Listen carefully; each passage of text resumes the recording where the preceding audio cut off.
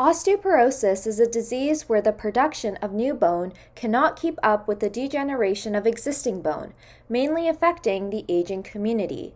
This makes bones prone to fracture, highlighting the importance of early diagnosis. Dr. Fatemeh Jazinizadeh is a mechanical engineering instructor at McMaster University who focuses on orthopedic and injury biomechanics. Her research attempts to improve the current diagnostic procedures for osteoporosis. Bones are assessed through their bone mineral density. So any scan, any medical imaging that can measure the bone mineral density can give us a sense of how strong the bones are. So if we have a bone with higher amounts of mineral density, it means the bone is strong, so there is less chances of sustaining a fracture. But if the bone mineral density is low, it means that the bone is weak. And if it is lower than specific amount, it means that that specific patient has osteoporosis. Osteoporosis is a significant issue in the aging community. Okay, so with growing the aging population, it means that we are going to have more cases of osteoporosis. And eventually that means, unfortunately, resulting in more fracture cases. And sometimes these fracture cases have severe effect on patients' mobility as well as mortality. And it will also affect on the patient's quality of life. So some patients after certain fractures, for example, hip fractures, may not be able to go back and live independently. And I think that's why the aging community is very concerned about these issues. There are many characteristics used to predict fracture risk.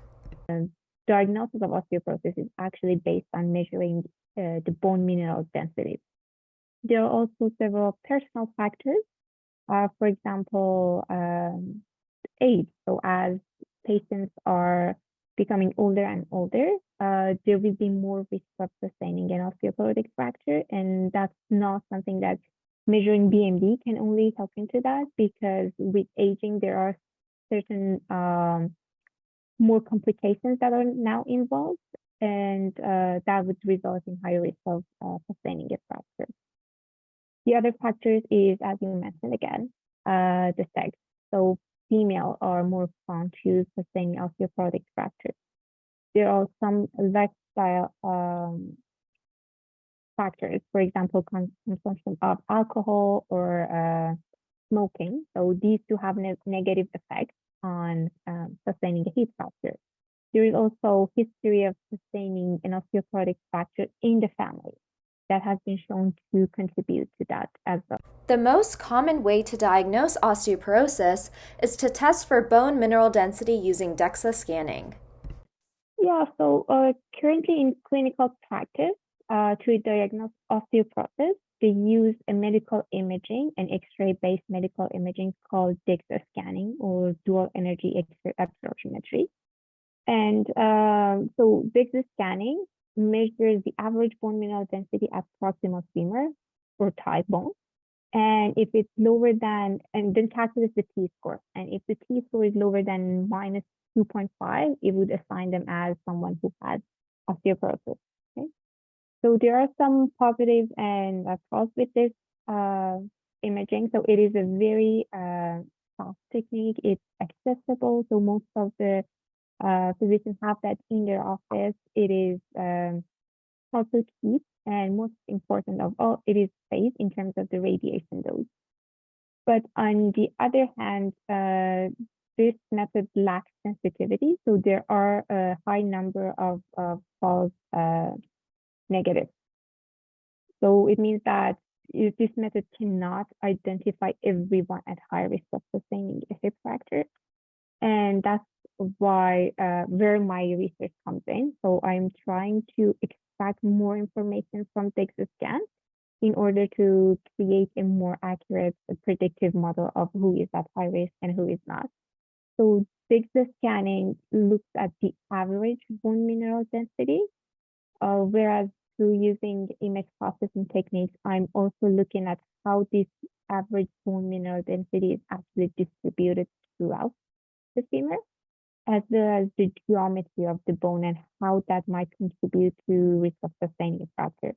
And after finding these two indicators, I use other personal factors that have been shown to have effect on fracture risk. And through using machine learning, I create a predictive model to identify who is at high risk of sustaining a hip fracture. Researchers have discovered several issues with current diagnostic methods and technologies. So DEXA scanning was only able to identify 30%, 38% of those patients who actually sustained a fracture. But using my algorithm, we were able to identify 78% of people who sustained a hip fracture. So considering the high number of hip fractures that are happening, for example, in Canada, we have like 30,000 hip fractures happening annually, and they have attributed 27,000 to osteoporotic hip fractures. So even small changes, small improvement in identifying who's going to sustain a hip fracture will have a big impact. There are many ways to treat osteoporosis. However, these treatments are heavily dependent on early diagnosis of the disease. In 2016 to 2017, there were 150 hip fractures per 100,000 Canadians aged 40 plus. Any small change, like Dr. Jazinizadeh's research, can make a significant difference in decreasing fracture risk and protecting our aging community.